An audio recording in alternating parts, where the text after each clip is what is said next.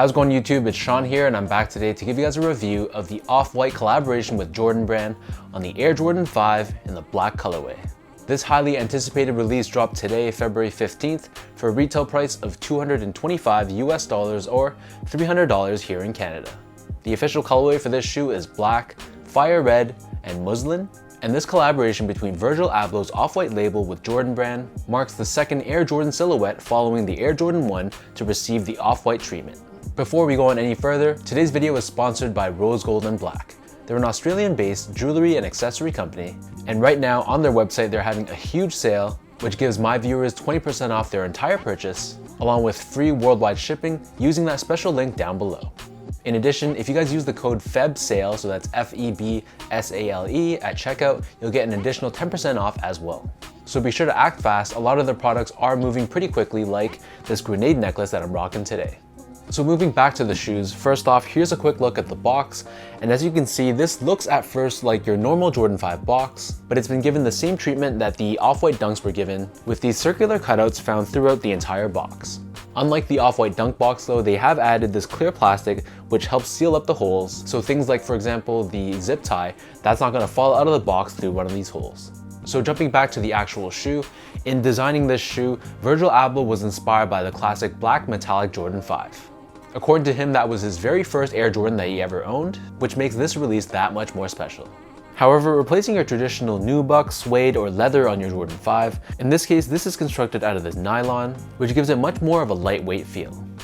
We have this visible black stitching found throughout this upper, and you'll see how this textile has a bit of this unfinished look to it. Moving up the center of the shoe, where the eyelets are, this is reinforced with this semi-translucent, smoky black or dark gray plastic, which the laces intertwine through. As we look at the midfoot panel of the shoe, we have your traditional netting, which is common across all your Jordan 5s. However, Virgil has added this circular cutout and filled it with this thin layer of that nylon material. And these circles are commonly found throughout the shoe, and they're purposely done very thin so that you can actually cut them out, revealing the interior of the shoe, or when you're rocking this pair, revealing your socks. As we move on further down in the shoe, on the lateral side only, we have the number 23 done in this light gray font. And above this, you'll see there's another one of those circles, which I mentioned just before can also be cut out. The mid panel of the medial side is a little bit different. We have that standard text, which is commonly found across all your Off-White Nike releases.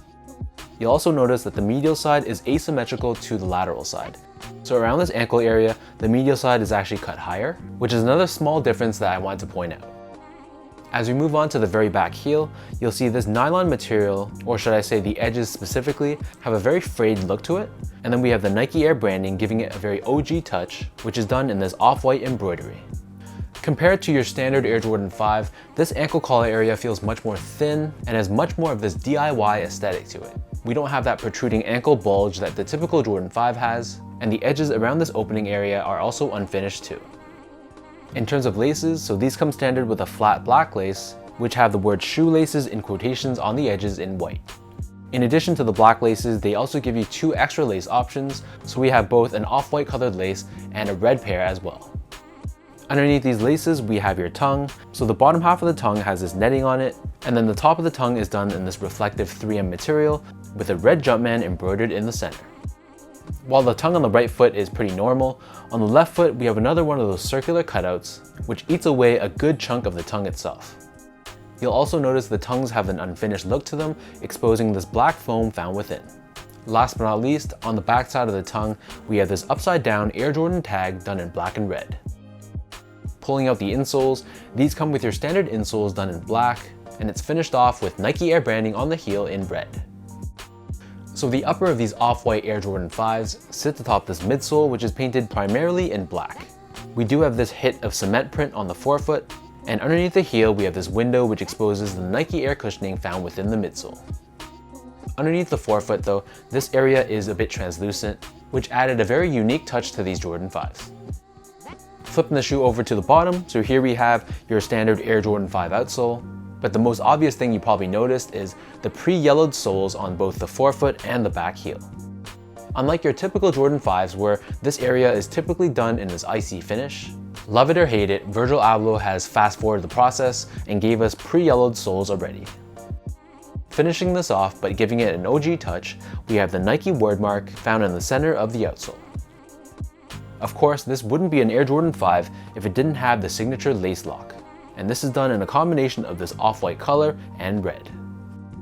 Hanging off the laces on the left shoe, we have your signature off-white zip tie, but in this case, this is done in all black with off-white and Nike text in white.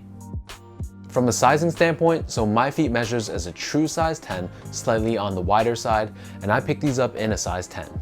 Overall, I'd say that they do run true to size. When I wore these with Nike Elite socks, which are known to be a bit on the thicker side, I felt a little bit of discomfort from a width perspective, while the length of the actual shoe was fine.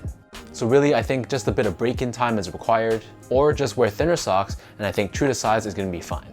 Comparing the sizing on this pair to a normal Jordan 5 Retro, I found that they ran a little bit more narrow. I don't know if it was just the socks that I was wearing, but I could feel a little bit of difference comparing the two. But long story short, unless you have super wide feet, then I would recommend sticking true to size.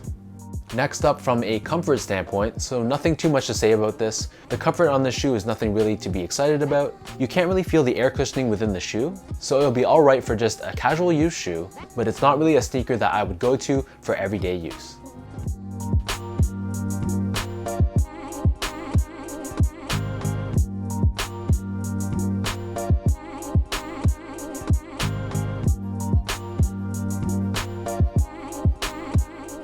So with all that being said, now let me lace up these off-white Jordan 5s and show you guys how this pair looks on feet.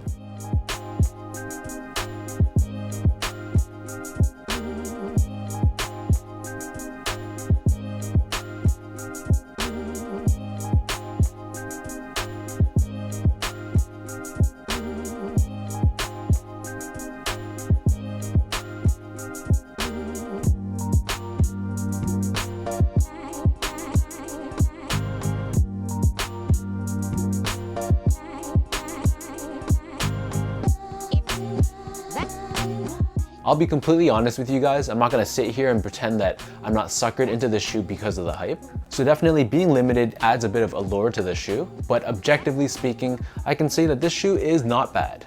I can appreciate the changes that Virgil Abloh has adopted on the classic Jordan 5, but this is definitely not gonna be my favorite off-white Nike release.